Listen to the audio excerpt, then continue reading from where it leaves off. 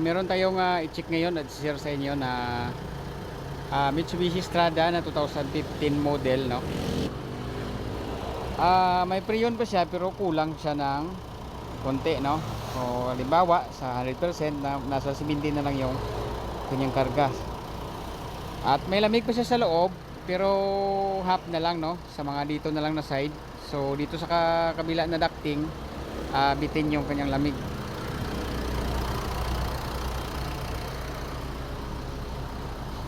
Ayan.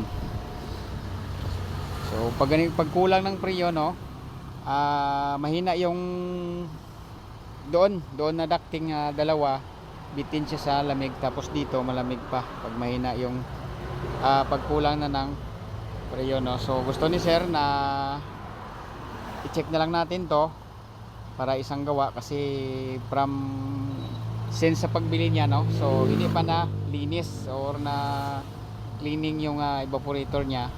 So ngayon kulang siya ng preon, so gagawin natin, tanggalin natin tong kanyang evaporator sa loob at syempre yung buong dashboard tanggalin natin yan ng iingatan natin, no. So bawal tayo kasi magtanggal ng dashboard na maraming mga ano guys, mga lukit-lukit, so makasisira ng kilid dito sa mga parts ng kanyang mga fairings. Okay, so tanggalin ko lang yung dashboard guys, fast forward natin. Okay, dito na guys, after natin na fast forward, no. So hindi natin ma-video yan kasi sobrang haba yung ating proseso sa pagtanggal ng dashboard.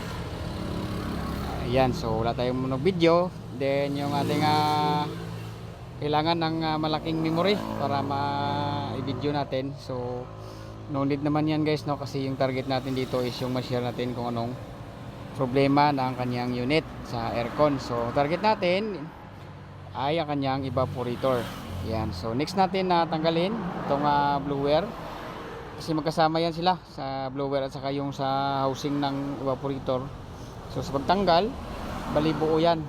Yan, so yung steel iilag natin yan dito and then doon na tayo pag tanggal ng blower at saka yung housing nya sa evaporator. Okay, okay, so after natin na fast forward, yan, nakuha natin yung assembly nya. Ito na guys. Yan.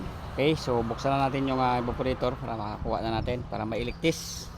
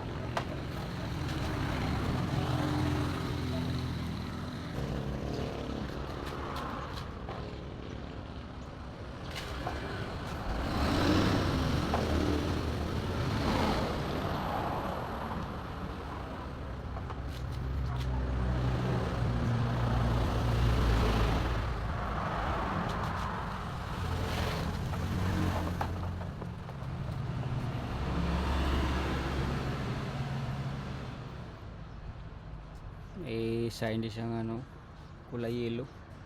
Like this. Okay, so ito yung mga cover niya, no. Natanggal na natin. So punta tayo sa evaporator na ating niligtes.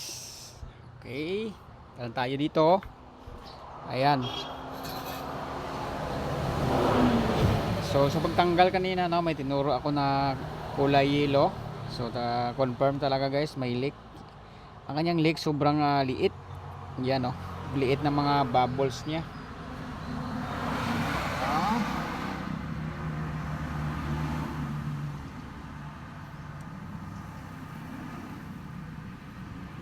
Yan, di ba?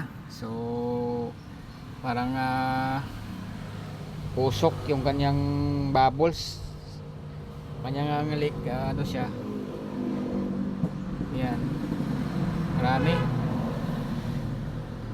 Yan. So pag ganitong ano guys, wala na, palit tayo ng buong ano, evaporator kasi wala kasing ano tong aluminum.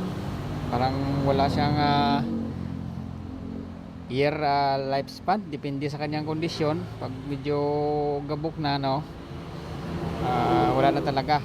Okay lang kung may mga leak dito sa labas, pwede pa ma-remedyo, pero depende yan sa kondisyon ng evaporator, no. So pag ganitong sitwasyon, nagtanggal tayo ng buong dashboard, mas maganda na magpalit tayo. Tulad nito, confirm may leak talaga, so palit tayo ng evaporator. Yan, so inform natin si sir. Sir, may leak po talaga yung evaporator nyo.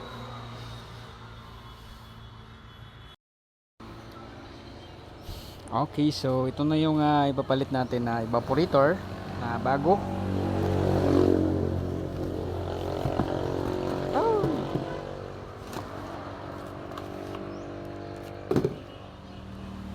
Yan. Okay, so wala siyang kasamang expansion valve guys, no. So ganyan talaga yan, no.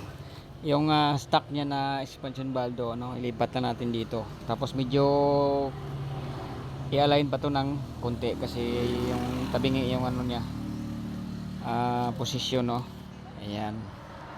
So lipat ko lang dito guys. Tapos symbol na natin doon sa kanyang housing para maibalik na natin sa dashboard. Alright.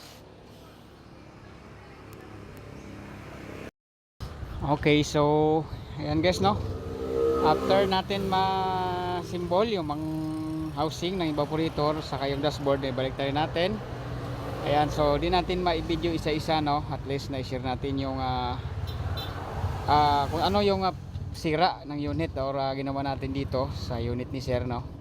So yan na symbol na. Ayan.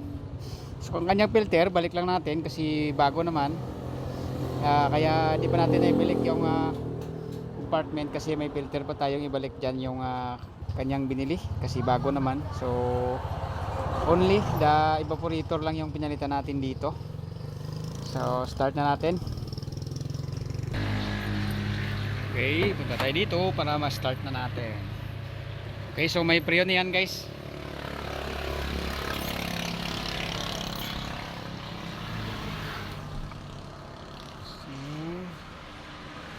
Start.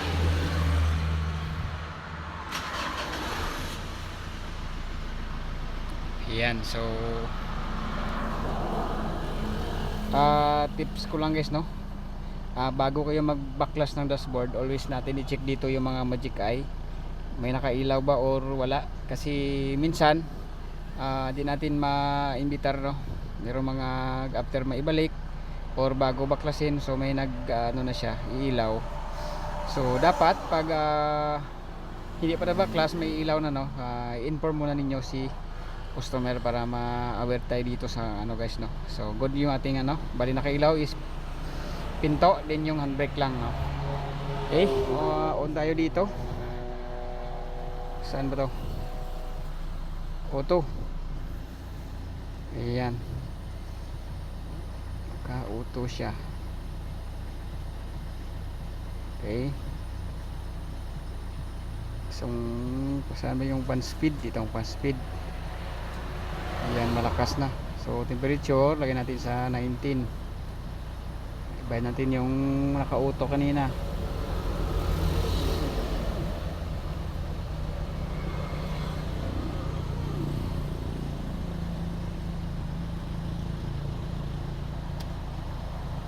Okay, so dagdagan ko lang ng preon guys, no, para tapos na to.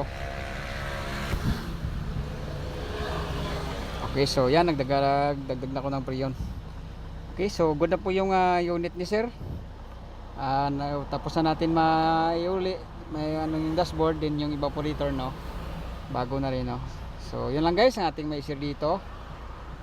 Sana kahit kunti may na-share tayo sa paggawa ng car aircon. So thank you for watching and God bless.